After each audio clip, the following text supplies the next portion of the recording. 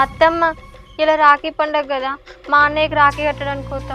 అగో నా బిడ్డీడికా చివరికి కట్టానే మంచం కొల్లక నువ్వు ఆడుకోతే ఆయన ఈడ లేడు కదా అత్తమ్మ, వదినని అటే ఆగమంట, అన్నయ్యకి రాఖీ కట్టొత్తా.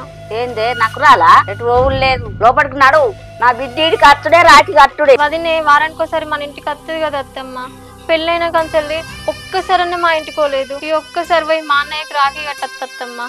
కావాలంటే బావ దుబాయ్ నుంచి వచ్చినాక ఎటు పోను, ఇంట్లోనే ఉంటా. ఎటు ఓవులు లేదు లోపలికి నడు.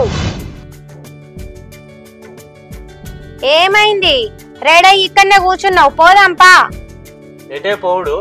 మా అమ్మోళ్ళ ఇంటికి. మా చెల్లె ఇటు వస్తుంది, ఆడుకో ఏం చేద్దామే. ఎందుకు చిన్న ఊకి సీటికి మట్టి పెడతావు? అది చెప్పింది ఇంటేమైతుంది? ఒక్కరోజు కూడా వినము. కాదమ్మా, ఇప్పుడు బావ లేనే లేడు, మనం ఆడుకో ఏం చేద్దాం. లేకుంటే ఏంది, దాని తుర్తి ఏందో కోరి రాదు. కోరి ఇద్దరు కలిసి.